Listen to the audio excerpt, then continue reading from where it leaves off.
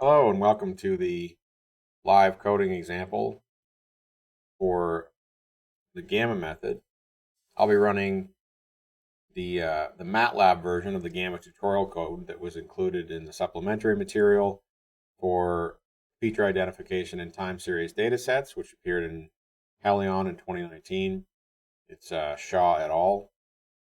And I'm just going to run through this code here. This is an implementation of algorithm 1 from the paper.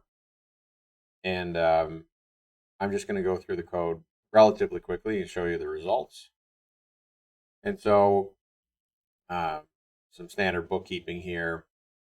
Algorithm 1, this is the load, clean, and filter data set portion. Here we're using constructed data, so we're going to make the data. We did this so that it's self-contained and then, of course, easy to modify if you'd like to try a few things and see how it affects the results of the Gamma method. And so these are normally you'd have a data set here, right? You'd load something in rather than you'd construct something. And once you load in, clean, and filter your data, now we're going to go to choose the defining set, synchronize and scale. So our defining set is going to be these three functions that we've constructed in this case. We make the absolute mean deviation. We scale by the maximum in this case, which is our default choice. We're going to choose a feature length of 50, and we're going to choose 5 features. Okay. Then we're going to define gamma to be the minimum of these absolute deviation curves, and we're going to make a temporary variable, and this is just for plotting purposes. This is why this is minus 0.1. It's just so that when we plot the features and we plot them positively, that I can basically miss miss the ones that aren't to be plotted. Okay, just a plotting trick here. Anyway, we find the maximum of gamma over the entire extent, and we find the index here. And then starting at the index, we subtract off from the we basically find the ends of the feature, right? This isn't 1 over 2. This is L over 2. Okay, so L defined up here, and so that's why in this code we wanted divisible by 2, is because we're going to divide by 2 right here, and so we find the feature start and feature end, and we zero it out. We've marked the feature with zeros, and then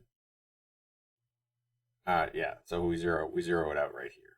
Okay, so we mark the features as 0. So again, when I plot, I can plot and only get the features, but also we're going to zero it out in the gamma temporary that we have here, so that when I go through again and find another maximum, I'm not going to find anything in that feature. Okay, so then we end up with stored features, and I'm going to make a nice plot of the data, which I'll show you right now. Right, so actually we can scroll back up here. These are the midpoints, lengths, and magnitudes of these different functions that we made, right? So we, for F1, we just had a sine of 4 pi t plus some noise. And then for F2, we had higher frequency sine wave with four events, right? And these events were given by the magnitudes here would be their size, and then their exponentials and of a squared variable, so localized, right? So that's what you end up with. And then for the final one, we have some noise on the events as well, right? So we have noise plus events, whereas here we had a sine wave plus events. Okay, so those are the 3 functions that were chosen. Make this a little smaller here. Bring up the results of running the code, which, you know what, I'll just do it live. It takes only a few seconds. That'll show you how quick it is. Okay, so it's done already.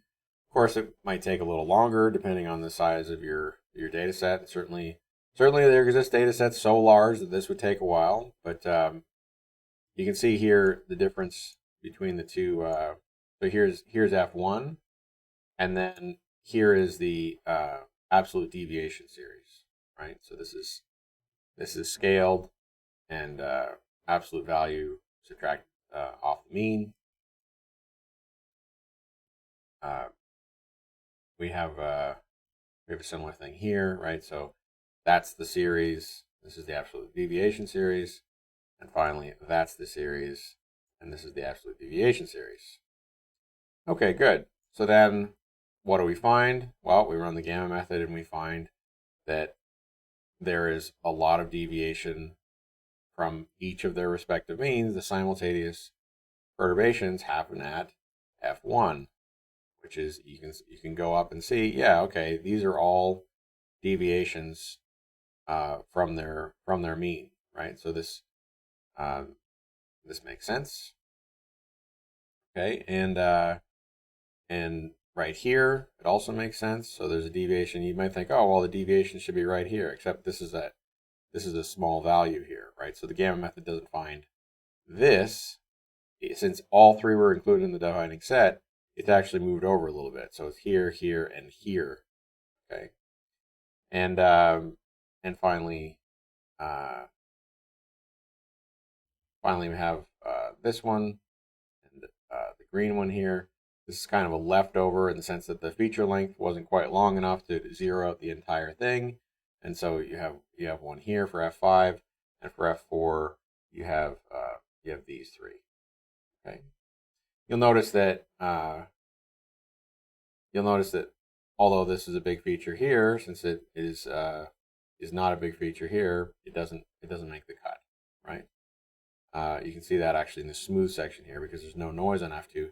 F2 is dominating here and keeping it from having a notable feature here.